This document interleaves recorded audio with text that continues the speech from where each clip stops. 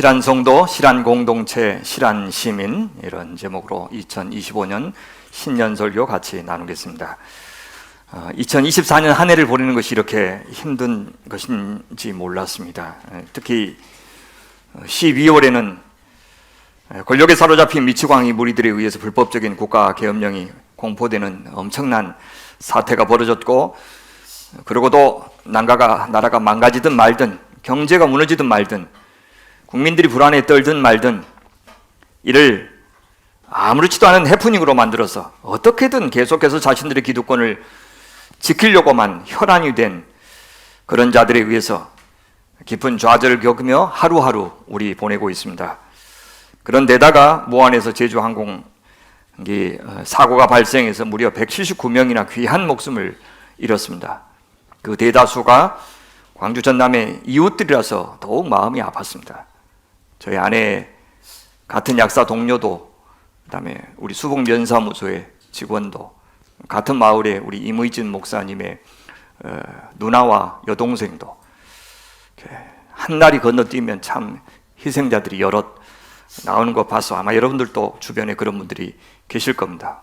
우리 박상민 집사님의 동창은 그 9명이나 그 한 가족이 그 희생당한 그 가족과 동창이라고 합니다. 참 마음이 아픕니다. 우리 국민들 너무 불쌍하다. 우리 호남인들 참 불쌍하다. 1980년 계엄령 때는 군인들의 칼에 의해서 죽더니, 이전에는 저 국가 폭력에서는 조금 멀어져나 했더니 또 사고로 호남인들이 또 목숨을 다른 사람들이 물론 희생을 당해도 마음 아프지만 또 가까이 있는 사람들이 그런 희생당하니까 더 마음이 아픕니다. 그런 시대를 주도하는 무리들을 비호하는 세력의 중심에 정광훈을 위시한 기독교 극우 세력들이 있는데, 그들이 부끄러운 줄도 모른 채 허튼 소리를 남발하는 것을 듣고만 있어야 되는 현실이 너무 기가 막히고 교회의 앞날을 생각할 때 암담하기도 합니다. 저는 우리가 신앙생활 한다는 것이 이런 시대에 무슨 뜻일까를 고민하지 않을 수가 없었습니다. 이런 시대에 하나님을 믿는 자로서 내가 산다는 것은 도대체 어떻게 산다는 뜻인가? 나는 설교자로서 난 또 내가 책을 만들고 있는데 그 책에는 늘 독자들이 항의 전화가 오고 목사님들이 항의 전화가 오는데 그 무릅쓰고 나도 대범하게 써야 되나, 아니면 회사를 생각해야 되나, 각색의 생각들이 오고 갑니다.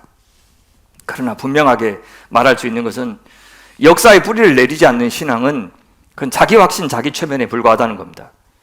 왜 그렇습니까? 하나님은 단 한 번도 저 하늘 위에 계신 분에만 그친 적이 없고, 하나님 이 땅을 창조하셨고 이 땅 위에 있는 사람과 사회를 만드셨고 그 사람들의 시간 속에서 늘 함께 하시면서 그들의 역사를 만들어 오셨기 때문입니다. 그래서 창조하시기 전에 뜻하신 바를 단 한 번도 중단 없이 신실하게 지금껏 이루어 오셨고, 바로 그곳이 저 하늘에서만이 아니라 이 땅이기 때문입니다. 역사는 하나님이 계신 것이고 역사는 이웃이 있는 것입니다. 그래서 역사를 외면한다면 우리는 하나님 없는 하나님 사랑을 말하는 것이고 이웃 없는 이웃 사랑을 말하는 것이기 때문에, 사랑이 없는 신앙은 신앙이 아니라면 역사를 외면한 신앙은 신앙도 아니다, 그렇게 말할 수가 있는 겁니다. 우리 인간은 하나님이 주신 자유의지를 갖고 있죠. 그것 가지고 때로는 하나님을 인정하기도 하고 하나님의 뜻을 따라서 그분이 정하신 아름다운 질서를 만들며 살기도 하였지만, 사실 그런 시대 그런 사람들은 극소수였고 대부분은 하나님의 존재를 아예 지워버린 채 자기들만의 제국을 만드는 데 여념이 없었고, 그 권력 가진 자들은 그 특권을 독점하기도 하고 그것을 대물림하여 결국 이 세상을 무질서한 세상으로 만들어 버렸습니다. 그것이 우리가 살고 있는 이 시대입니다. 그런데도 그런 인간을, 그런 세상을, 그런 역사를 포기하지 않으시고 하나님의 창조 계획을 신실하게 이루어 가시는 것을 성경은 구원이라고 부릅니다.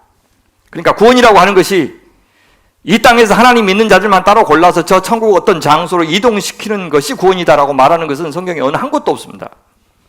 성경에서 구원은 늘 하나님 나라가 세워지는 일이었고요, 그 나라에 참여할 만한 합당한 사람을 창조하시는 일, 그것을 구원이라고 말하기 때문입니다. 그 천국이 죽어서 가는 어떤 장소라고 성경은 말하고 있기는 하지만 그건 성경에서 매우 드뭅니다. 성경의 강조는 죽어서 가는 어떤 장소가 아니라 오늘 여기 이곳입니다. 성경에서 그 천국이란 말 대신에 에덴 동산, 애굽의 고센 땅, 가나안 땅, 심지어 광야, 바벨론 포로지, 그리고 오늘 우리 시대의 교회, 이것을 천국 혹은 하나님 나라라고 불렀고, 그것은 다 이 땅에 존재했었고 지금도 존재하고 있는 바로 그것입니다. 그래서 이 땅에 눈에 보이는 사람과 함께 저 하나님 통치하시는 천국을 살아야 영원한 천국에도 참여할 수 있다고 말합니다. 이 땅에서는 겁나 못되게 살면서 교회에 다닌다는 이유 하나만으로 천국 갈 수 있다? 그런 건 성경에 없습니다. 자기 욕심을 위해서 하나님 믿고 교회에 다니는 사람을 데려다가 모아놓으면 그 나라가 도대체 어떤 나라가 되겠습니까? 그러니까 이 땅에서 우리의 삶, 우리의 인격, 우리가 형성하는 그 역사와 상관없이, 그러니까 이 땅에서 우리가 어떤 사람으로 사는지와 상관없이 그냥 교회만 다니면 천국 가고 예수 믿는다고 입술로만 고백하면 천국 가는 그런 구원은 성경에는 없습니다. 하나님께서 당신의 아들 예수님을 이 땅에 보내신 그런 목적이 뭐라고는 되게 이야기합니까? 내 죄를 용서하시기 위해서 십자가에 달려 돌아가시기 위해서 오셨다, 그렇게 말합니다. 네, 틀린 말은 아니지만 그것이 가장 우선적인 목적도 아니고 심지어 궁극적인 목적은 더 이상 아닙니다. 당연히 우리 죄를 용서하시기 위해서 오셨지만 그것보다, 그 목적보다 더 압도적으로 중요하고 더 궁극적인 목적이 있는데, 그것은 뭐냐? 우리를 하나님의 아들 예수님 닮은 사람으로 창조하신 겁니다. 그래서 하나님께서 그런 우리들을 통해서 영광 받으시고 우리도 하나님 당신 닮은 영광스러운 존재가 되게 하시는 것, 이것이 하나님의 구원의 목적이고 아들 예수님이 이 땅에 보내신 목적입니다. 구약에서부터 하나님께서는 바로 메시아 예수 그리스도의 역할을 했던 그 메시아 사람들을 각 시대마다 보내셨습니다. 그래서 하나님은 각 시대마다 이스라엘 백성들이 그 메시아를 통해서 하나님의 통치를 경험하게 하셨습니다. 그들을 통해서 이 역사 속에서 하나님 나라가 전개되게 하셨습니다. 그들을 통해서 하나님의 뜻을 알게 하셨습니다. 그리고 때가 참에 마침내 그 원형인 예수님을 보내주신 겁니다. 그리고 지금은 이제 그 예수님을 믿는 우리들, 작은 예수인 우리 성도들을 통해서 이 세상과는 전혀 다른 원리가 통하는 그 하나님 나라를 보여주시고 또 완성시켜 나가고 계시는 중입니다. 어떤 나라입니까? 싸우지 않아도, 미워하지 않아도, 돈이 많지 않아도, 힘이 강하지 않아도 얼마든지 서로 화목하면서 샬롬을 누리고 서로에게 안식을 주는 아름다운 나라를 만들 수 있다는 것을 보여주도록 오늘 우리를 먼저 교회로, 성도로 구원하여 부르셨다는 겁니다. 어떤 나라요? 사랑이 통하는 나라, 평화가 통하는 나라, 안식이 통하는 나라, 용서가 통하는 나라, 비폭력이 통하는 나라, 자비와 베품이 통하는 나라, 겸손과 온유가 통하는 나라를 세상 앞에 보여주라고 오늘 우리를 구원하신 겁니다. 그 말이 세상을 복되게 하라고 하는 명령과 같습니다. 이 관계, 이 성품, 이것이 바로 하나님의 복인데, 교회가 이 복을 단지 돈과 건강과 출세로 변질시키면서 기독교가 무당 종교가 되었고, 그래서 저렇게 뻔뻔하게 무속에 물든 권력자들의 편에 서고 있는 것입니다. 우리의 왕 예수님을 한번 잘 묵상해 보십시오. 하나님 나라의 왕으로 오셨다면서도 저 로마 제국의 황제나 저 이스라엘의 왕 헤롯과는 얼마나 다르게 사셨습니까? 얼마나 다른 방식으로 자신의 권력을 사용하셨습니까? 사랑으로, 섬김으로, 희생으로, 용서로, 온유로, 정의로, 공의로 통치하셨습니다. 여러분, 우리에게도 그런 삶을 요구하시는데 어떻게 그 삶을 입술의 고백으로 대신하고 마음의 다짐으로 대신할 수 있겠습니까? 안 됩니다. 구체적인 우리의 일상 속에서, 우리의 가정, 또 우리가 사업하는 방식 속에서, 우리가 저 국가를 상대하고 돈을 상대하고 시간을 상대하는 방식을 통해서, 저 경제를 상대하는 방식을 통해서 구현되도록 명령하신 가치들이고 성품들입니다. 특히 이 세상은 지금 단 하나의 진리란 존재하지 않는다라고 하는 그런 상대주의 시대에 내가 믿는 것이 참된 진리라는 것을 입증할 수 있는 방법은 무엇이겠습니까? 저는 진정성과 가시성밖에 없다고 생각합니다. 실제 존 스토트가 자기의 마지막 강의에서 모든 강의가 끝나고 나서 질문을 받았습니다. 선교의 마지막 세기라고 일컬어지는 21세기에 선교에 있어서 가장 중요한 것은 무엇입니까? 이런 질문을 받았을 때 존 스토트 목사님은 주저하지 않고 feasibility 그렇게 하겠습니다. 가시성. 아무리 말로 해봐야 안 통하는데 정말 네가 믿고 있는 것을 속에 있는 것을 드러내주는 삶으로 라이프 스타일로 드러내주는 방법 말고는 네가 믿고 있는 것이 진리라는 것을 입증할 방법이 없다. 그렇게 말씀하신 것이 기억납니다. 그러니까 우리가 구체적인 현실 역사에 뿌리 내린 신앙을 갖고 살지 않으면 우리는 아예 신앙생활이라고 하는 것을 하지 않는 것이고 지금 세상이 교회를 조롱하는 그 말처럼 입만 잘라서 말만 잘하는 위선적인 신자들이 되고 말 겁니다. 이 땅에서 자기들끼리만 잘 챙기고 잘 지내다 죽어서도 자기들끼리만 좋은 곳에 가서 호강하겠다고 하는 이기적인 집단의 다름 아니라고 말할 수가 있을 겁니다. 여러분, 우리는 2025년에 살고 있습니다. 이 시대에 숨쉬면서 신앙생활하고 있습니다.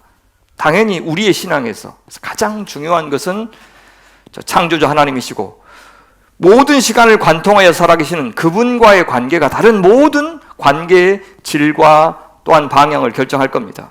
그러나 동시에 우리 시대의 교회는 도대체 어떤 영성으로 무장해야 어떤 방식으로 이 시대와 소통하고 호흡해야 내가 살아있는 것인지, 내가 이 하나님의 호흡을 대신하는 것이고 이 세상을 향한 하나님의 사랑을 반영하며 산다는 것은 어떤 영성을 갖고 사는 것인지 시대마다 다르기 때문에 우리 시대에 하나님께서 기뻐하시는 영성에 대한 고민을 해야 된다는 겁니다.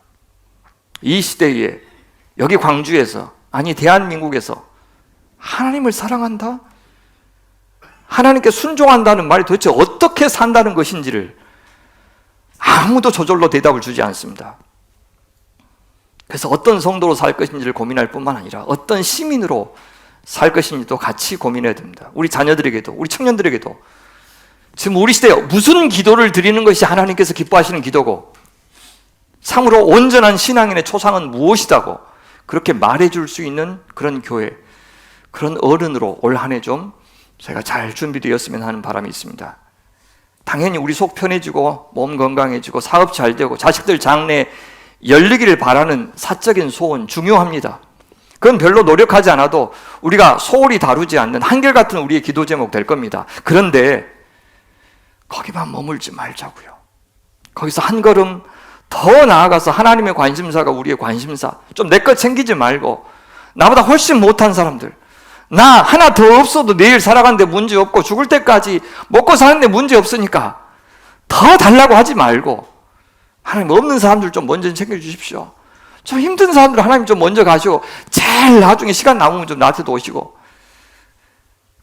알아서 챙겨주시니까 먹고 마시고 입고 그런 거 의지하지 말고 하나님 나라와 의의를 구하라고 하셨으니까 나머지는 다 알아서 챙겨주실 것이니까 하나님 다른 사람 좀 먼저 챙겨주세요. 그렇게 구할 줄 아는 저희들이 돼야 안 되겠습니까? 그래서 더 크신 하나님, 더 위대하신 하나님, 더 많은 사람을 사랑하신 하나님, 내가 차마 수용하지 못한 사람들까지도, 내가 헤아리지 못하는 형편의 사람들까지도 찾아가서 사랑하시고 위로하시는 그분의 손과 발이 되고 가슴이 되고 입술이 되고 그렇게 되기를 원하는 기도. 그래서 더 큰 세상 역사를 주관하시는 하나님을 경험하고 그런 하나님이심을 인정하고 그분이 더 일하시도록 맡겨드리고 기도하고 그 하나님이 하시는 일을 알아보고 찬양하고 감사할 수 있는 그런 성도들로 잘 여물어가는 2025년 되시기를 간절히 바랍니다. 그런 마음을 어떤 단어 안에 담을 수 있을까 고민하다가 저 실하다 라는 단어를 골랐습니다. 내년 단어까지 골라놨습니다. 궁금하시죠? 궁금하신 사람은 개인적으로 500원 내고 찾아오시면 제가 드리겠습니다. 실하다 언제 쓰죠? 저 밭에서 난 콩 새가마 참 실하게 거둘 것 같다. 저 사람은 참 실한 일꾼이에요. 저 집 살림은 참 실해요. 저 아이는 몸집은 안 커도 몸은 참 실하네. 여러분, 실한 감자는 어떤 감자입니까? 잘 여문 감자, 통통한 감자, 튼실한 감자, 꽉 찬 감자, 알이 굵은 감자. 여러분, 어때요? 실하다는 말을 들으면 좀 마음이 든든하고 좀 배부르지 않습니까? 그죠? 좀 오지죠, 전라도 말로. 그죠? 다른 데서 오지단 말 했더니 못 알아들어요, 이것들이. 정말 이 오지단 말 속에 얼마나 많은 게 들어있습니까? 그죠? 귀인이 있다, 오지다, 이 말 못 알아들어. 오진 것 같아요. 실하단 말이. 실한 사람, 실한 가정, 실한 직장, 실한 나라, 실한 공동체, 실한 땅, 실한 나무. 이 실하다란 말이 붙으면 우리가 원래 목표로 하는 바가 잘 이루어지고 있다는 느낌을 받습니다. 이렇듯 우리 한 인간도요, 역사에 뿌리 내리고 일상에 뿌리 내려서 바르게 알고 마음 지키고 하나라도 제대로 몸 쓰고 소유 써서 실천하는 삶을 살면 하나님 앞에서나 사람 앞에서 참 실하게 사네 라는 칭찬을 받을 것 같아요. 그 말이 참 잘 사는구나, 참 멋지구나, 참 근사하구나, 오지네, 그 말이지 않을까 싶습니다. 실한 사람이 되는데 뭐가 필요할까 생각해 보니 그게 하루아침에 이루어지는 일이 아니죠. 그래서 성실함, 꾸준함, 일관성, 이런 것들이 필요한 것 같아요. 주변에 일과견을 이룬 사람들 보면 좀 한 가지 일을 진득하게 오래 하는 것 같아요.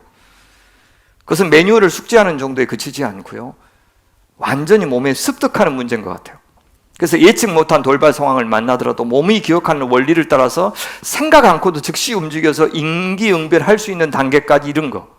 물론 때로는 이리저리 경우의 수를 따져서 결정해야 될 때도 있지만 일관되게 삶을 살아온 사람들은 이미 머리보다 몸이 먼저 반응하는 것을 느끼실 겁니다. 그래서 이 성실함이라고 하는 말 속에는 인내라는 말이 들어있는 것 같아요. 참고 견디고 버텨보는 그 시간이 없이 값어치 있는 것은 만들어지지 않은 것 같습니다. 그래서 누구든 학습의 과정이 필요해요. 저절로 노력 없이 신앙이 되는 법도 없습니다. 학습이라고 했을 때 이 학은 배운다는 의미도 있지만 공부한다는 의미가 더 큽니다. 수동적으로 배우는 것보다 적극적으로 공부하는 것이 우리가 필요하고요, 습이라고 할 때 그것은 익힌다는 뜻입니다. 정보를 아는 정도가 아니라 몸에 새겨서 내 것이 되게 한다, 그 말이죠. 저는 신앙이 형성되는 것도 이와 같다고 봐요. 그래서 게으르거나 진심을 다하지 못한 사람들 안에 신앙이 안착되기는 몹시 어렵습니다. 특별히 우리를 정신사납게 하는, 마음을 집중하지 못하게 만드는 물신숭배, 물질주의, 성공주의가 만연한 시대에 교인들이 눈에 안 보이는 우리 주님, 그리고 주님의 몸인 교회를 대하는 태도가 예전과 같지 않습니다. 참 가벼워졌고요, 그래서 실한 믿음으로 자라지 못한 채 부실하고 비실비실한 신앙으로 전락하는 경우를 봅니다. 예수님의 천국 비유 가운데 씨를 심었는데 열매 맺지 못한 씨가 두 개 있었죠. 길가에 떨어진 씨, 돌밭에 떨어진 씨. 열매를 맺기 시작은 했지만 곧 말라서 죽은 씨가 있습니다. 가시떨기에 떨어진 씨. 그것은 재리의 유혹 때문에 그랬다고 이야기하죠. 그러나 옥토에 떨어져서 뿌린 것에 30배, 60배, 100배의 열매를 맺는 땅도 있는데 바로 그 사람이 인내의 사람, 성실의 사람입니다. 그 사람들 보면 좀 미련하게 보일 수도 있겠지만 그래도 겸손하게 오래오래 그 충성된 마음을 간직했을 때 하나님께서 열매를 보게 하시는 것 같아요. 주님은 다 당신의 것인데 돈 많은 사람, 사람 많이 모이는 거, 큰 건물 있는 교회 어찌 그것을 좋아하시겠습니까? 그런 것보다 실한 사람을 저는 기뻐하실 거라고 봐요. 이 실한 마음이 언제 필요하냐면 사실 위기 상황에 필요합니다. 신간 편할 때는 그게 분간이 잘 안 돼요. 그래서 초대교회 성도들은 그렇게 몸에 새겨진 신앙을 아비투스라고 불렀어요. 몸에 새겨진 습관이나 문화 같은 거. 그들은 우리처럼 평화로운 시기에 신앙생활을 한 것이 아니고요, 로마 제국의 핍박이 심했던 시기에는 내가 그리스도인이 되기로 선택한다, 그 말은 나는 온갖 손해를 감수하고 또 사회의 중심부나 상층부에 올라가기를 포기한다, 그 말이었습니다. 심지어 목숨을 내놓을 수도 있었어요. 그런 상황에서 시시각오로 어떤 결정을 내려야 되는데 어떤 결정을 내릴 때 그 기계적인 어떤 법칙에 따라 움직이는 법이 없습니다. 몸에 새겨진 원리를 따라서 그들은 결정했어요. 그래서 어떤 경우에는 피하기도 하고 도망하기도 하고 침묵하기도 하고 심지어 거짓말하기도 했습니다. 그러나 또 다른 경우에는 담대하게 신앙을 고백해서 죽음을 선택하기도 하고 위험한데도 모이기를 고집하기도 했어요. 아니, 그런 상황에서 왜 그렇게 선택하셨습니까? 이렇게 물으면 그들은 분명히 그건 잘 모르겠는데 그래야 될 것 같아서 그렇게 했다고 아마 그렇게 대답했을 겁니다. 그것이 그들의 아비투스였습니다. 오랜 인내 끝에 그들 안에 어떤 한 세계가, 웅숭한 하나님의 나라가 그들 안에 형성된 겁니다. 그 나라의 왕은 이 세상 어떤 것도 아니고 십자가에 달려 돌아가시고 부활하신, 다시 오실 우리 주 예수 그리스도였기 때문에 그렇게 결정할 수 있었을 겁니다. 그렇게 실한 사람이 되려면 우리도 오랫동안 일관성 있게 인내하며 우리가 옳다고 생각하는 것, 의미 있다고 여기는 것, 특별히 하나님께서 기뻐하신다고 생각하는 것을 성경을 통해서 잘 배우고 몸과 마음을 다해서 실천해야 할 것입니다. 예수께서요, 우리가 나중에 신자인지 아닌지를 열매를 통해서 내가 알 것이다 그렇게 말씀하셨어요. 산상수훈에서 그 말씀을 하셨던 맥락은 사실 종말의 맥락입니다. 무슨 말이냐면 최후의 심판 때 우리를 심판하시는 근거가 우리의 말이 아니고 우리의 열매라고 하십니다. 그런데 살아생전에 그 열매 가운데는 사람이 확인할 수 있는 것도 있고 없는 것도 있어요. 무슨 말이냐면 열매처럼 보이지만 실제로는 열매가 아닌 경우도 있고요, 열매가 없는 듯이 보이지만 주님 보시기에는 참 실한 사람으로 그렇게 보일 때도 있다는 뜻입니다. 이렇듯 오늘 우리가 맺는 열매가 주님께서 기대하시는 궁극적인 열매는 아니기 때문에 소정의 결과를 얻었다 하더라도 지나치게 그것에 대해서 좋아하거나 그것만 갖고 나를 혹은 다른 사람을 함부로 평가하는 일은 삼가야 됩니다. 그래서 함부로 무시하거나 누군가를 함부로 칭송하거나 그렇게 하면 안 되는 겁니다. 교회가 좀 커지면 목회자들이 교만해지는 것은 좀 이해하는데 왜 교인들까지 같이 교만해지는지, 자기가 너무 대단한 것을 이룬 것처럼 생각을 해요. 왜 그렇습니까? 너무 일찍 열매를 수확했기 때문입니다. 그것도 하나의 과정이에요. 그러니까 굉장히 많은 큰 교회를 일구었고 좋은 일을 했다고 하는 것이 좋은 사람이라는 것을 의미하지는 않습니다. 그래서 내가 어떤 종류의 사람인지 어떤 종류의 나무인지가 어떤 열매를 맺었는지보다 훨씬 더 중요하다라는 사실을 기억해야 됩니다. 그래서 참 신실하게 살아도 가시적인 결과를 즉시 얻지 못하는 경우가 수도 없이 많죠. 잘 나갔을 때 마음을 지키는 것보다 이렇게 열매가 없는데도 마음을 다잡고 묵묵히 자기 자리를 지키는 것이 더 어렵습니다. 참 많은 목회자들이 교만해서 무너지기도 하고 또 열등감과 열패감 때문에 그것이 지나친 시기심과 경쟁심에 흐르게 되고 다 결국 초라하게 사역을 마무리하는 것을 보았습니다. 우리 개인들도 그렇습니다. 우리 무엇이 실한 삶일까? 어떤 사람이 실한 사람일까? 이거는 누가 대답을 주지를 못해요. 여러분 각자의 자리에서 각자가 맺고 있는 일에서 관계에서 그것들을 여러분들이 정의해야 됩니다.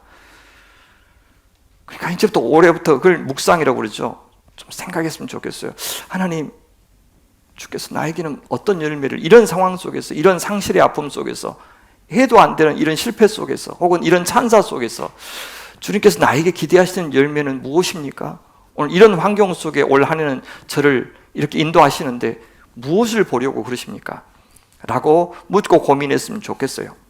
실하다라는 말이 꼭 세속적인 성공과 일치하는 것이 아니기 때문에 조심해야 됩니다. 우리 자녀들 올해 우리의 바람대로 커주지 않을 수도 있고 내 건강이 안 좋아질 수도 있고 사업이나 직장이 어려워질 수도 있겠습니다. 그러나 실한 사람을 향한 주님의 기대는 그런 상황 속에서도 변치 않는다는 것 우리 기억하시면 좋겠어요. 올 한 해 저희 교회 송구 빌립보서 1장 11절로 정했습니다.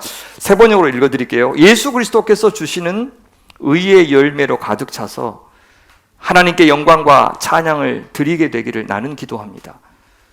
이것은 이제 빌립보 교회를 향한 바울의 축복 기도의 마지막 부분입니다. 결론 부분인데요.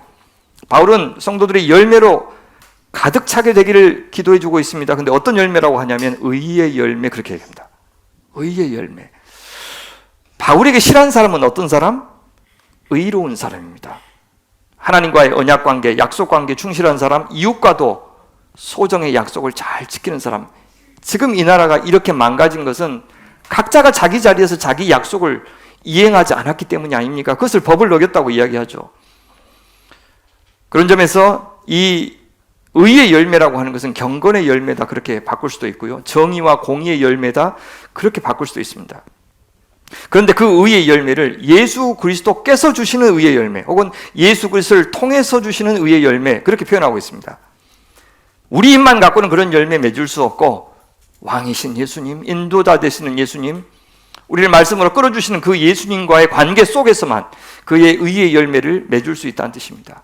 살아계신 예수 그리스도를 왕으로 주로 모시고 살아가는 사람이 의의 사람이고 실한 사람입니다. 그럴 때 성부 하나님께서 그 사람을 통해서 영광과 찬양을 받으십니다.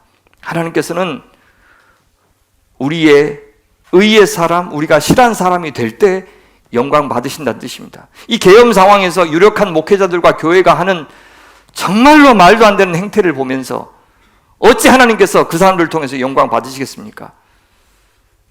제주항공 소속의 사고 비행기가 국회에 떨어졌어야 했다. 이번 사고는 하나님께서 사탄에게 허락한 것이다. 목사와 장로의 입에서 어떻게 그런 소리가 나옵니까? 근데 이 사람들의 발언이 마치 기독교계의 목소리인 것처럼 포탈을 장식하고 있습니다. 그런 사람이 의의 사람일 리가 없고 실한 사람일 리가 없고, 그런 설교를 하고 있는데도 자리에서 일어나서 그 예배당을 빠져나오지 않고 지키고 있는 사람들은 도대체 뭡니까? 그들이 무엇을 하나님 앞에 드리든 어떤 찬양을 하든, 그래서 우리 하나님의 영광과 찬송을 가릴 뿐입니다.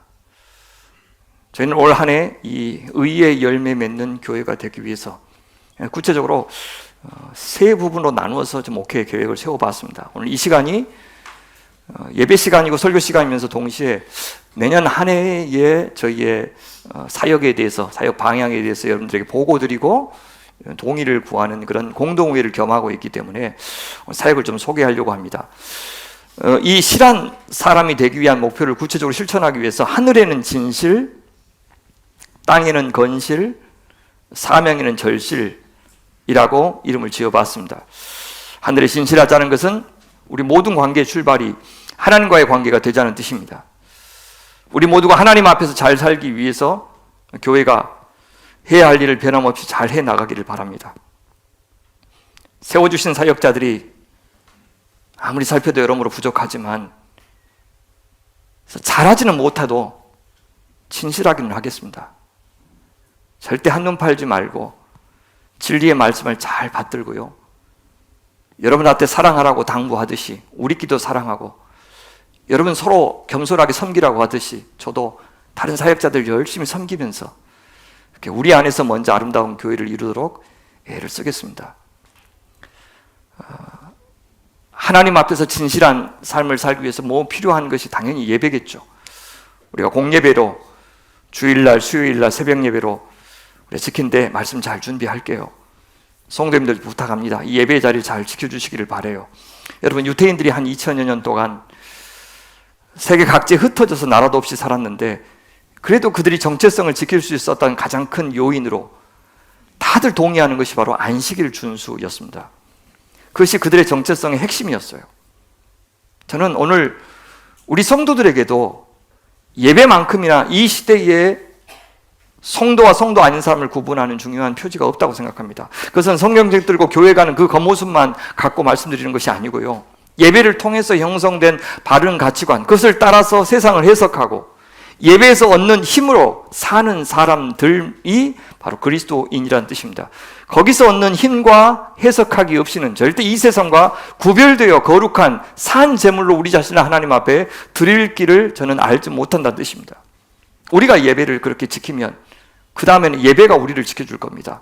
우리가 안식일을 지키면 그 다음에 안식일이 우리를 지켜줄 겁니다. 주일은 말할 것도 없고 좀 수요 예배가 참 귀하게 드려지고 있습니다. 한참 강주했을 때는 한 80여 명까지 오셔서 드린 적이 있었는데, 그때는 정말 따뜻하게 이렇게 많이 드리니까 너무 좋았어요. 특히 남성 성도들의 참여를 부탁드립니다. 사실 저희 교회라서 드리는 말씀이 아니고 동영 목사님들의 설교가 참 좋아요.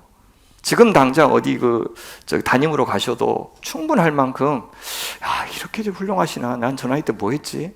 싶을 만큼 정말 설교가 좋습니다. 이분들이 좀 많은 성도들이 오셔서 설교를 들으시면 지금보다 훨씬 더 아마 기운을 나지 않을까 그런 생각이 듭니다. 한 주 중간에 우리 모여서 말씀 듣고 기도하면 한 주 내내 주님과 좋은 관계를 유지할 수 있을 겁니다. 새벽 예배 6시에는 교회들이 다 멀리서 사니까 줌으로 드리고요. 토요일 아침만 대면해서 드리는데 참 오신 분들은 큰 유익을 누리고 있습니다. 끝나고 나서 다과도 나누면서 이런 분도 교회 다니시구나 하면서 서로 알아가는 시간도 참 좋습니다. 올해도 계속 그렇게 하겠습니다. 올 한 해 52주 동안 주일설교 할 내용, 수요설교 할 내용을 다 정해놨습니다. 이렇게 잘 준비해서 여러분 기다리고 있습니다. 실한 믿음 시를 지금 하고 있는데 이거 끝나고 나서 구약은 에스더서, 신약은 고린도 후서를 더 진행할 생각이고요. 4월 달에 저희가 한 권 하는 그 사경에는 올해는 마태복음으로 사흘간 진행하려고 합니다. 가을에는 서울에 통합 측에 이 김병년 목사님이라고 참 귀한 분이 계시는데 그분 모시고 우리 사경에 하겠습니다.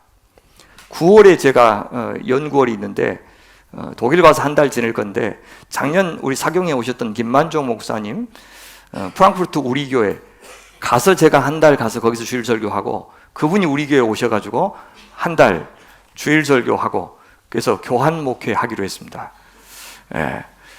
그래서 주일 설교만 하자 그렇게 구라를 쳐놨는데 우리 손은 아끼고 빌려온 손을 막 부려먹는다 그 말 있죠. 여러분들 그죠? 오시면 겁나 특강 같은 거 많이 해달라고 하면 안 얻었어요. 왔는데 저만 그 생각한 줄 알았는데 본인도 그렇게 계획을 세우고 있더라고요.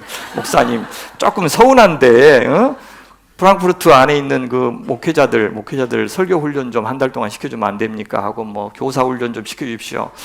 그래서 제가 또 그러겠습니다 하고 사람 좋은 것 같이 대답을 했는데 저도 많이 준비해 놓고 있습니다. 그래서 오후 특강도 시키고 교사 세미나도 시키고 그렇게 할 생각입니다. 여러분 이 부분 편집해 줘야 김만정 목사님이 안 들으시겠죠? 감사합니다. 순환절에는 저희의 참 좋은 전통이죠. 7교회 목사님들이 참여해서 7인 7색 새벽 기도에 같이 우정을 나누겠습니다.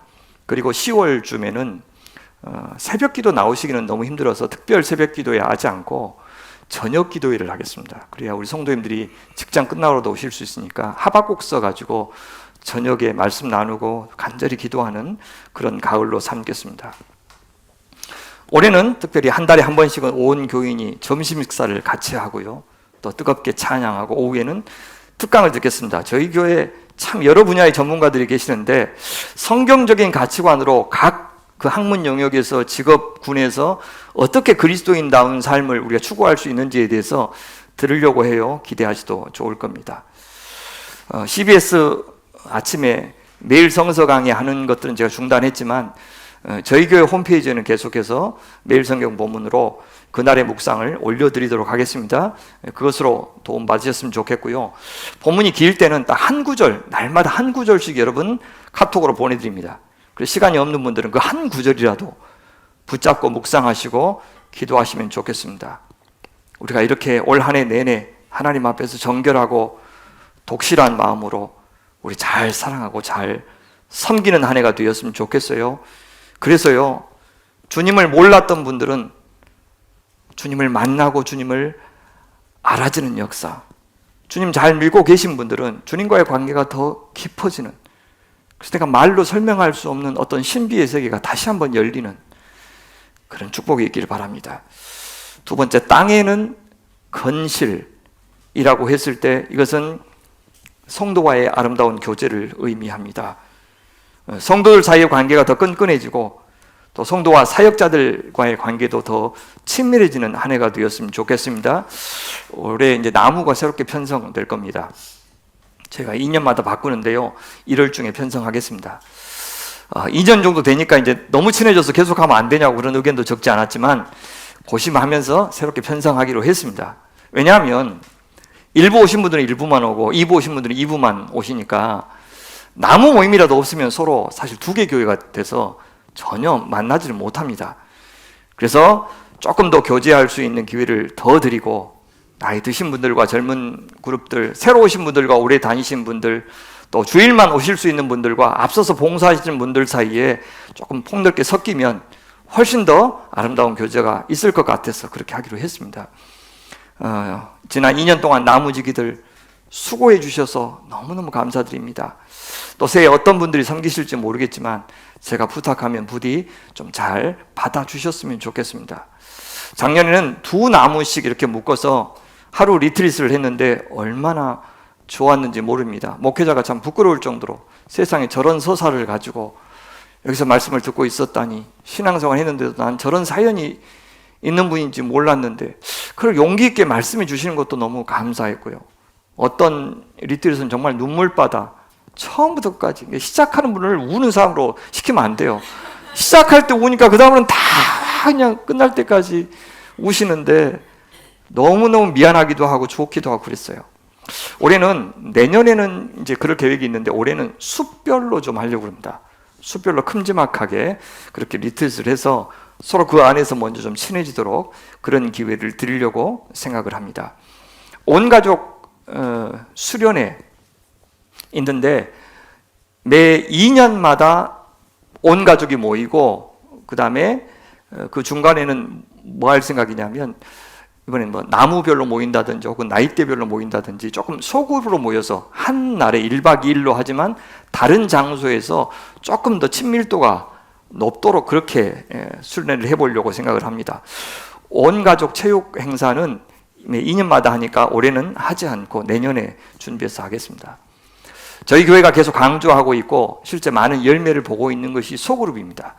소그룹을 통해서 복음도 이해하고 서로 교제도 깊어지고 한 가족으로 잘 엮어가는 것을 좀 많이 경험을 했는데 올해도 좀 활발하게 하는데, 예년과 올해가 좀 다른 점이 뭐냐면 내년에는 사역자들 중심으로 이렇게 진행을 했는데 올해는 성도들, 인도자들이 저하고 먼저 공부하고, 그리고 그분들이 1대1이 됐든지 소그룹이 됐든지 그분들이 그룹을 만들어서 인도해 보도록, 그래서 먼저 저하고 하고 그다음에 주중에 또 그분들이 흩어져서 인도하고 그렇게 하려고 하고요.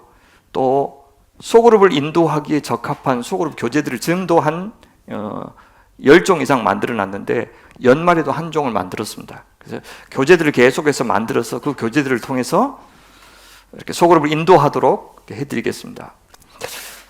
자치회를 통한 교재도 저희가 열려 있습니다. 마리아회가 봉사만 하는 게 아니고 또 고넬료회도 봉사만 하시는 게 아니고 또 안수집사회도 그렇고요. 다 조금 더 속으로 분들이 교제하는 것도 활발하게 올해도 진행될 겁니다. 위원회도 마찬가지예요. 특히 작년에 선교위원회와 새가족위원회가 좋은 모범을 보여주셨어요. 제가 기대했던 것 이상으로 정말 알차게 위원회를 운영하셔서 선교에 대한 이해도 깊어지고 또 우리 새가족위원회가 다른 교회의 모범이 될 만큼 정말 잘 섬겨주셨습니다. 올해도 변함없이 여러 위원회가 있는데 여러분 나중에 이제 밖에 보면 위원회 자기가 신청하도록 그렇게 되어 있습니다. 그래서 올해는 내가 이 위원회 가가지고 조금만이라도 내가 손을 보태겠다 하시는 분들은 이름을 적어주시면 좋겠습니다. 우리 자켄 어르신들의 모임도 후배들에게 참 귀감이 되고 있습니다. 어서 나이 들어서 나도 저 모임 들어가야 되겠다라는 생각은 안 하지만, 그죠? 참 재밌게 잘 노신다. 그죠? 야, 저렇게 나이 들어서도 친구들하고 같이 이렇게 어울리니까 참 외롭지 않고 좋으시구나. 교회가 참 좋구나. 그런 걸 보여주시는 그 모습들 올해는 김대영 목사님이 또 잘 섬겨주시겠습니다. 저희가 없었는데 올해 서로 신설한 부서가 있는데 상조부입니다. 그동안 교회 애경사 특히 장례가 났을 때는 사역자들이 다 했는데요. 사역자들과 함께 상조부가 성도들의 형편을 같이 살피도록 그렇게 만들었습니다. 우리 조병관 집사님이 초대 상조부장이 되셔서 활동하실 건데 우리 이태양 집사님께서도 도와주시기로 했고요. 또 여러 성도님들이 도움 주시면 같이 그 위원회가 우리 앞으로 무슨 일을 할 건가 좀 정해가면서 차츰차츰 좀 만들어가면 좋겠다는 생각이 듭니다. 아주 어린 자녀를 둔 엄마들에게 희소식입니다. 그분들 다 지금 우울증, 공황장애로 제정신이 아니시죠? 그래서 그분들을 위해서 1년에 2번씩 그날은 남편들이 휴가를 내고 우리 권사님들이 같이 아이를 봐주고, 그래서 한 대여섯 시간 카페도 가고 그 다음에 영화도 좀 보고 오고, 교회가 예산을 다 줘서 쓰고 오라고, 그래서 맛있는 거 맛난 거 먹고 오라고, 그렇게 이제 하는 그런 시간을 1년에 2번 상의해서 마련해서 조금이라도 좀 바람 좀 쐬고 오시도록 그렇게 배려하려고 생각합니다. 작년에 제가 액츠나우라고 한 1000교회 정도 한국교회가 사도행전을 가지고 설교를 하는 그 프로젝트를 제가 기획을 하고, 또 집필자들을 선정하고 집필자들을 훈련시키고 온고를 모아서 1000교회에 보내고, 이런 일을 하느라고 우리 교회의 신방을 좀 못했습니다. 그래서 올해는 우리 교인들 신방을 좀 많이 하려고 합니다. 새가족 신방과 교인 신방 필요하신 분들은 신청해 주시면 같이 예배하고 교제하겠습니다. 불러주십시오. 여러분 모르는 데서 교회를 위해서 기도해 오신 분들이 참 많이 있습니다. 작년에는 정오에 우리가 시간 내서 기도했는데, 직장생활 하시는 분들은 정오 기도를 지키기가 참 어렵다고 말씀하셔서 우리가 저녁 10시 기도회로 바꿨습니다. 저녁 10시에 지금 가장 간절한 저희 공동체의 필요, 저희 나라의 필요 위해서 한 10분 정도 같이 마음을 모아 기도했을 때 하나님께서 놀라게 역사하시는 것을 우리가 경험했으면 좋겠습니다. 그리고요, 저희 교회 중보기도 팀이 있어요. 상시적으로 기도하시는 건 아니지만은 어떤 큰 일이 터졌을 때, 누가 많이 아팠을 때는 중보기도 팀이 모여가지고 저기서 간절하게 기도합니다. 저는 그 기도에 하나님이 응답하셨다고 생각해요. 그게 저희 어른들의, 정말 우리 권사님들의 저력입니다. 올해도 우리 최순나 권사님께서 그 중보기도 팀장을 맡으셔서 교회에 어려운 일이 생길 때마다 저녁에 모여서 간절하게 기도하고 찬양하고 하나님 앞에 올려드릴 겁니다. 여기 건실이라는 말 대신에 튼실이라는 말로 바꿔줄 수도 있겠어요. 우리 같은 교회 다닌다 하면서도 참 하나님 안에서, 주 안에서 사랑한다, 연결되어 있다는 말이 참 무색할 정도로 정말 느슨한 관계일 수도 있겠어요. 여러 사정이 있겠죠. 각자가 갖고 있는 이전 교회에 대한, 또 목회자에 대한 상처 때문일 수도 있고, 관계에 대한 두려움 때문일 수도 있고, 개인 성격 탓도 있어요. 그 아이들이 너무 많아요, 우리 교회. 그래서 다가가는 것이 어렵지 않은 분들도 그 중에 있지만 굉장히 조심스러워하는 분들이 더 많은 것 같아요. 그냥 조용히 이 교회를 통해서 하나님과 잘 지내는 것으로 만족하는 분들도 계실 겁니다. 저는 그 마음도 충분히 이해합니다. 그래도 우리가 누구든 사실 사랑이 필요합니다. 사랑을 하면서 상처도 받지만 동시에 사랑받으면서 한 사람으로, 한 인격으로 무르익어 가지 않겠습니까? 혼자만의 세계에서 안정감을 누리고 싶기도 하지만 사랑하는 기쁨, 사랑을 받는 기쁨, 올 한 해는 좀 풍성해지셨으면 좋겠어요. 제가 사실은 보는 것과 달리 낯선 사람과 관계 맺는 일에 에너지가 많이 필요한 사람이에요. 그래서 어떤 사람을 만나고 신방하고 나면 그냥 그날은 책을 못 봐요. 너무 지쳐가지고 최선을 다해서 만나고 긴장해서 만나서 아마 그런 것 같아요. 근데 이제 본성을 거슬러서 열심히 하고 있으니까 좀 부족하더라도 이해해 주시고 좀 사용해 주시면 좋겠다 싶습니다. 예. 성도님들도 일부 예배 오신 분들은 일부 예배만 오셔서 꼭 앉으시는 그 자리에 앉으십니다. 그래서 다른 사람이 그 자리에 앉으면 상처받아가지고 그날은 예배가 안 들어와요. 그러니까 꼭 앉던 자리에 앉으십시오. 다른 사람 자리에 앉으면 막 째려보느라고, 어머 저 사람 어떻게 생각도 없다냐, 내 자리인데 막 그러니까 꼭 그 자리에 앉으셔야 은혜를 받으시는데, 올해는 어쩌다 한번 일부에도 와보시고, 그죠? 그래서 일부에 있는 분들은 어떤 분들이 오셔서 예배 드리시는지 한번 좀 살펴보시는 게 좋을 것 같아요. 나무 모임, 위원회 모임, 자취회 모임, 소그룹도 좀 참여해 보시고요. 예. 사역자들에게 손을 내밀어 주시고, 또 나머지도 연락하면 예, 아니요, 수고하십니다, 아멘, 응, 그 좀 대답도 좀 하시고, 그죠? 그걸 뭐라 그래요? 읽고 반응하는 거, 일식? 읽고 씹는다. 그런 거 하지 말고, 읽었으면 읽었다고 점이라도 찍고, 왜냐하면 나무지기를 해본 분들만 그 심정을 알아요. 그렇죠? 아, 이렇게 내가 상처를 줬구나. 나머지가 되시면 이제 그 심정을 아실 겁니다. 그래서 좀 수고한다고 해주고 그렇게 해주시면 좋겠어요. 그렇게 우리가 우리 자신을 좀 개방할수록 튼실한 관계로 무리가 갈 것이라고 생각을 합니다. 예, 좀 한교에서 신앙생활 하다가 생각이 다르다는 이유로 냉랭해지고 하는 그런 교인들을 목회하다 보면 어쩔 수 없이 만나요. 그래서 좀 무서워요, 사실 사람 앞에 다가가는 게. 목회자는 그런 것에 아무렇지도 않고 막 길들여지면 목회를 그만해야 될 것 같아요. 매번 그것이 아쉽고 미안하고 속상하고 그래야 제가 살아있는 것이죠. 근데 늘 무서워요. 사람들 앞에 잘해주면 뭘로 돌아올까, 그런 생각 때문에 쉽지가 않아요. 그래서 저는 좀 생각이 좀 달라도 의리나 우정이나 애정 같은 것들은 좀 한결같았으면 좋겠어요. 그러니까 내 생각대로 안 돼도 교회는 잘 되거든요. 우린 기본적으로 하나님의 영광을 위해서 살자고 모였으니까 그냥 우리가 조금 뭐 내 생각대로 안 돼도 하나님이 가장 좋게 인도하시겠지, 그런 믿음 가지고 좀 살았으면 좋겠어요. 그러니까 너무 교회를 지나치게 사랑하시는 것 같아요. 그리고 지나치게 하나님의 그 뜻을 잘 안다고 생각하시는 것 같아요. 그러니까 제가 이 교회를 하기 전에 13개 교회를 수습을 했잖아요. 보면서 집에 가서 기도하니까 싸우는구나, 그 생각이 들었어요. 그러니까 술 한 잔 먹으면 해결될 일인데 기도하고 오니까 확신 가지고 미워해요. 막 확신 가지고 저러면 안 된다고 또 싸우고, 아니 그냥 기도하지 말라고. 그냥 맨정신으로 생각하면 그냥 기분 나쁜 거라고. 기분 옳고 그런 게 아니고 그냥 그러지 말라고. 우리 막 내 생각대로 해야 교회가 막 부흥하고 잘 되고 그런 거 없어요. 그냥 툭 던지라고 생각. 툭 던지고 툭 던져서 사람이 받으면 받고 말면 말고. 그래서 많은 사람들이 저것이 좋겠다 생각하면 그냥 따라가고. 근데 사람은 잃지 말자고요. 그렇게 일하면서 이 귀한 사람들, 이 귀한 서사들, 이것들 다 잃어가면서 이룰 수 있는 것이 없어요. 예, 그렇게 일이 아니라 사람을 정말 중요하게 여기는 관계로 잘 여물어가는 2025년 되기를 바랍니다.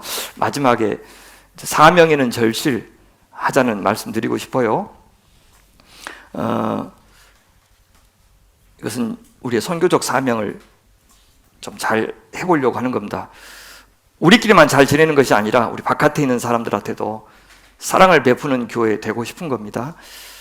예, 시대와 지역과 동네에 뿌리 내리는 교회 되기 위해서 어떻게 할까요? 물론 해외 선교 사역을 잘 챙기겠습니다. 우리가 파송한 2분 선교사님 지원하고 후원하는 것, 또 여러 동역하는 선교사님들과 좋은 관계를 잘 이어가겠습니다.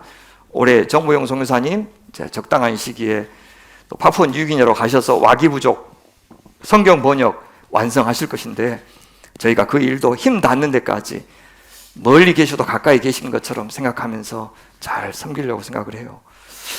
올해 제 사역을 좀 소개하겠습니다. 제가 수년 동안 해왔던 기독교 통일연대 이사직 올해 좀 사임하고요. 왜냐하면 활동을 잘 못하면서 서울이니까 제가 회의도 못 가고, 근데 이사직만 두고 있는 것이 미안해서 좀 사임하고, 작년 9월부터 임기 시작한 성경 번역 선교의 이사직하고 유럽의 청소년들을 위한 선교 사역인 그 SET 사역, 거기 좀 충실하겠습니다. 묵상과 설교, 목회자들을 위한 잡지 그 편집장 올해도 계속하고요. 3월에는 유럽 코스타 다녀오고, 또 3월에 동경에 있는 일본인 목회자들 30여 명을 대상으로 3박 4일 동안 성경과 성경 해석학에 대해서 강의하는데 좋은 시간 되도록 준비하겠습니다.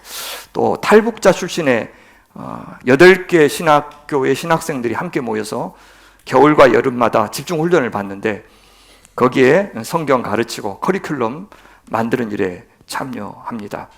또 5월이나 6월에 전국 단위의 목회자 설교 세미나 제가 주관하여 진행할 예정입니다. 올해는 사도행전 마지막 5번째 책 하나님 나라와 사도행전 그거 출간하고, 그다음에 오랫동안 사랑받았던 묵상의 여정 개정 정보판 5챕터 정도 더 써서 나올 것이고, 여러분과 함께 설교 나누었던 여호수아 책도 올해 나올 예정입니다. 저 개인의 사역만이 아니라 우리 교회가 함께하는 선교 사역으로 여기면서 기도해 주시면 고맙겠습니다. 마을 사역은 올해도 장경희 간사님을 통해서 진행할 겁니다. 10년 동안 해왔는데 11년째 성실하게 그 사역 이어가는데요. 마을 안에서 우리 아이들을 믿고 맡길 수 있는 편안한 쉼터, 놀이터, 또 학습의 장이 되도록 애쓰겠습니다. 우리 장간사님 격려해 주시고 옆에서 도우시는 우리 김혜선 집사님과 함께 하실 그런 자원봉사하는 팀들 여전히 기다리고 있으니까 참여해 주시면 고맙겠습니다. 작년에 처음 실행해서 정말 좋은 성과를 낸 사역이 키친엔젤 사역입니다. 이 마을에 도움이 필요한 가정에게 반찬을 배달해 드리는 그런 일을 해왔습니다. 또 우리 성도들 가운데서 몸이 편찮은 분들이나 일시적으로 도움이 필요한 분들에게 이 키친엔젤을 통해서 섬김을 베풀어 왔어요. 아플 때 배달 음식보다 엄마표 반찬이라도 있으면 식사하기 훨씬 낫지 않겠습니까? 그래서 시작한 일인데 정말 성도님들이 많은 분들이 큰 사랑으로 참여해 주셔서 너무들 좋아하셨어요. 받으신 분들은 말할 것도 없고요. 너무너무 감사하게 여기고 있습니다. 우리 이길주 권사님 잘해 주셨는데 올해도 책임 맡으셔서 진행해 주시는데 혹시 몰랐던 분들은 참여해 주시면 감사하겠습니다. 여러분 주보 맨 뒤에 보면 우리 교회 이제 헌금하는 계좌와 함께 살림펀드 계좌라는 게 있습니다. 경상비로 들어가지 않고 이 펀드에 들어가면 교회 안에 도움이 필요한 성도들이나 가정에 정기적으로 계속 매달 이렇게 기금을 드리고 있습니다. 작년에만 한 1,200만 원 정도 저희가 지원을 했어요. 지목헌금도 저희 교회가 시작할 때부터 해왔던 제도인데 헌금을 받을 사람 이름만 적어주시면 돼요. 그러면 헌금위원들이 그분한테 은밀하게 이렇게 전달합니다. 같이 교제하다 보면 저분 돈이 좀 필요하구나 싶으면 목돈을 이렇게 헌금을 많이 해주십니다.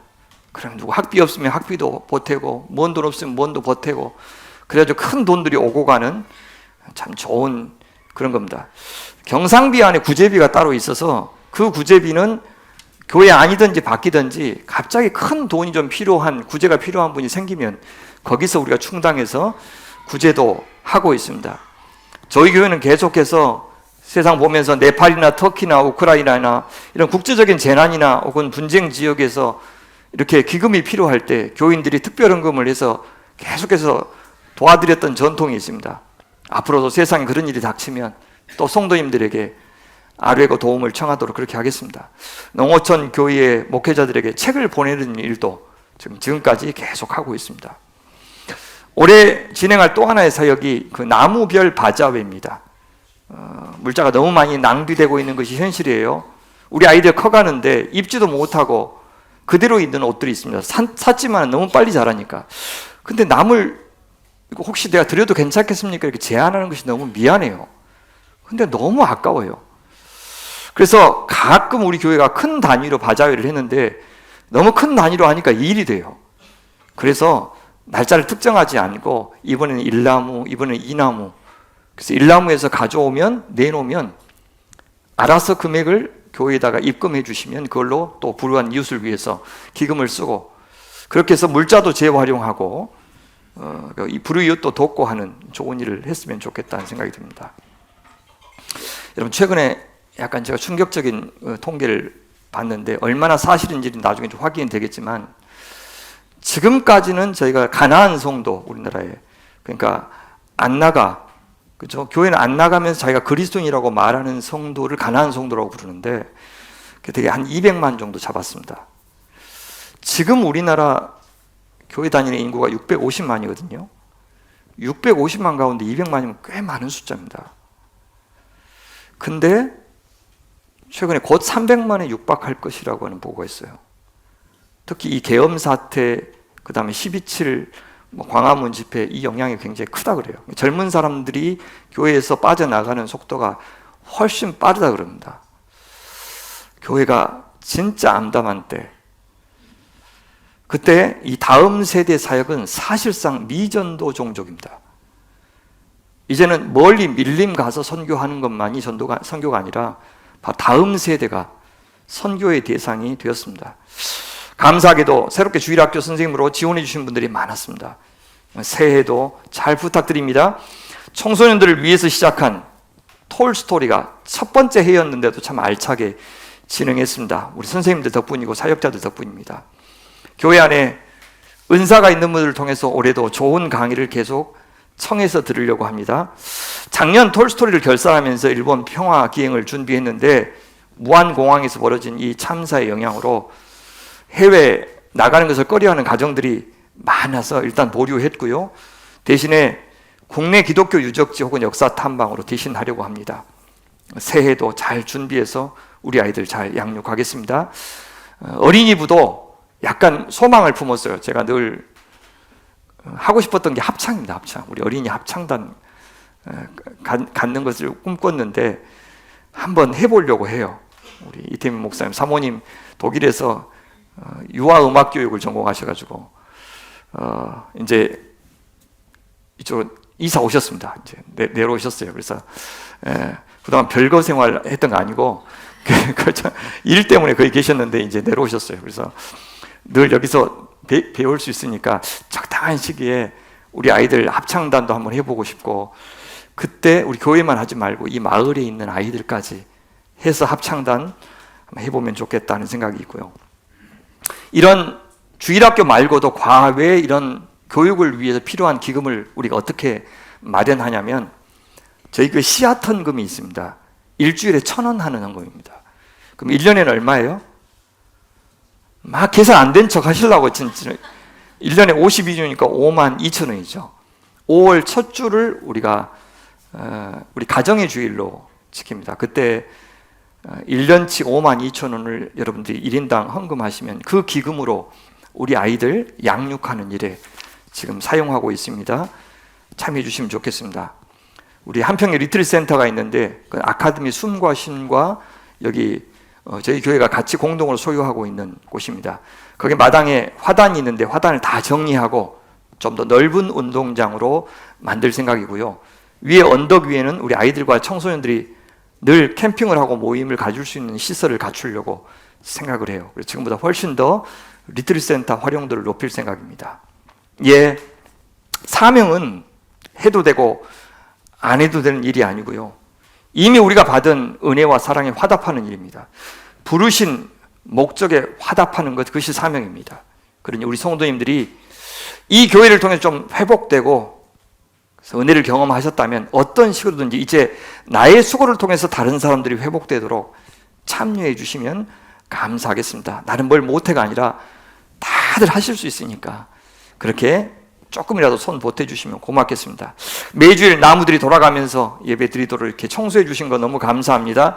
내년에는 한 달에 한 번 이제 점심을 하는데 아마 나무들이 어떻게 돌아가면서 봉사하게 될지 이제 결정하면 그것도 수고해 주실 것인데 감사합니다.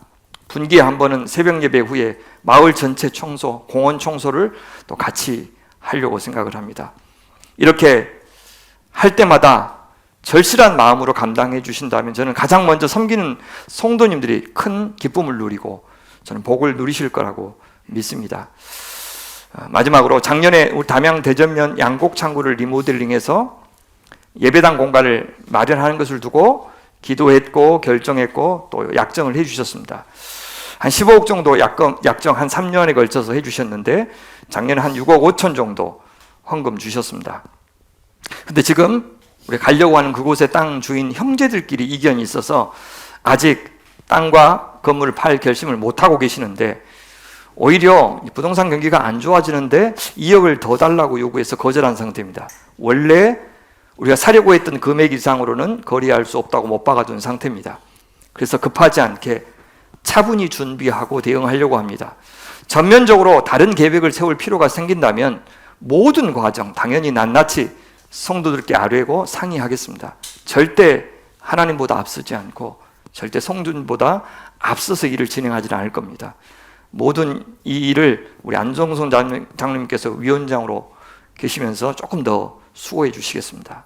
자, 우리 한번 따라서 한 번만 해주실래요? 하늘에는 진실, 땅에는 건실, 사명에는 절실. 여러분 우선 많이 들어본 것 같지 않아요? 사실 저희 교회의 표를 잠깐 바꾼 겁니다. 진리로 거룩하고, 그것이 하늘에는 진실이에요. 사랑으로 하나 되어 땅에는 건실, 세상을 섬기는 사명 있는 절실, 숨과 쉼이 있는 교회, 광주소명교회. 하나님과 교회와 세상을 향한 우리의 사명을 그렇게 한시도 잊지 않으려고 합니다. 여기까지입니다. 2025년 이것이 광주소명교회의 청사진. 근데 이것은 그냥 우리가 회의에서 거쳐 만든 스케치일 뿐이고요. 실제 하나님께서는 이것을 어떻게 구현하실지 아무도 모릅니다. 어떤 색으로 칠하실지, 아니 아예 계획을 바꾸실지도 모르겠어요. 우리는 그렇게 주인 되시는 하나님 이끄시는 대로 가보려고 합니다. 하지만 어디로 가든지 무슨 일을 얼마나 하든지 그 과정에서 우리 개인이 실한 사람 되고, 우리 교회가 실한 공동체가 되고, 우리가 이 사회에서 실한 시민이 되기를 기대하면서 가보려고 합니다.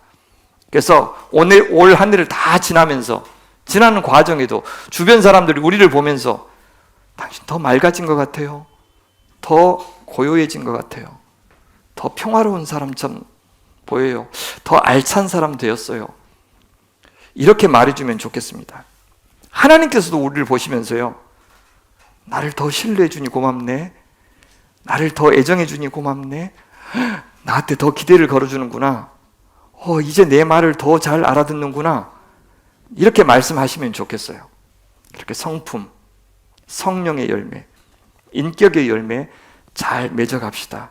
그래야 사도 바울께서 빌립보 교회를 보시면서 감사했던 그 감사의 기도가 우리 입에서도 흘러나오기를 바랍니다. 그리고 그들처럼 우리도 서로를 칭찬하고 서로를 그리워하고 서로를 위해서 기도해주는 좋은 관계가 되었으면 좋겠습니다. 사도 바울은 이렇게 기도해요. 내가 기도하는 것은 여러분의 사랑이 지식과 모든 통찰력으로 더욱더 풍성하게 되어서, 사랑이 풍성해지는 데 필요한 게 뭐냐? 지식과 통찰력이에요. 그래서 사랑이 풍성해지면 어떤 사람이 되냐 하면 여러분이 가장 좋은 것이 무엇인가를 분별할 줄 알게 되는 것입니다. 분별력을 잃는 것은 자기중심적인 이기심과 탐욕 때문이죠. 근데 사랑이 많아지면 그게 하나님이 기뻐하시는 분별력, 하나님이 뭘 좋아하시는지는 하나님처럼 사랑의 마음으로 바라보는 사람, 그게 바로 올바른 분별력이다, 그렇게 이야기합니다. 그러면 우리 어떤 사람이 되냐면, 그리하여 여러분이 그리스도의 날까지, 주께서 재림하시는 그날까지, 아니 우리가 죽는 그날까지 순결하고 흠이 없이, 이것은 과거 제사장들의 기준입니다. 순결하고 흠이 없는 그런 사람 되어서 예수 그리스도께서 주시는 의의 열매로 가득 차서, 바로 그런 사람이 의의 사람이고, 의의 사람이 하는 말, 하는 행동들이 의의 열매입니다. 그것들이 가득 차서, 그러면 하나님께 영광과 찬양을 드리게 되기를 나는 기도합니다. 어려운 시기입니다. 마음이 짓눌리는 시기고 불확실성이 커진 시기입니다. 그런 새해를 맞이했습니다. 그럴수록에 더 진심의 무게를 더하여 기도하고, 이타적인 마음으로 나라를 걱정하고, 몸이 아픈 우리의 이웃들, 성도들, 자녀들을 위로하고, 우리 다음 세대를 살피는 어른들이 되기를 바랍니다. 박노해 시인이 이런 우리의 마음의 바람을 잘 표현해 주어서 올해의 시로 정했습니다. 이 시 읽으면서 마치겠습니다. 실한 사람. 세상이 이럴수록 사람은 실해야 한다. 사람은 자기 자신에게 진실해야 한다. 사람은 사람에게 신실해야 한다. 사람은 자기 일에 절실해야 한다. 남들이 그럴수록 나라도 실해야 한다. 우리 잠시 한 30초 정도 열매 맺는 성도와 시민과 부모와 자식이 되도록 주 안에서 조화롭게 몸과 마음과 영혼이 성장하는 그런 한 해가 되게 해주십시오. 실한 사람이 어떤 사람인지, 실한 부모는,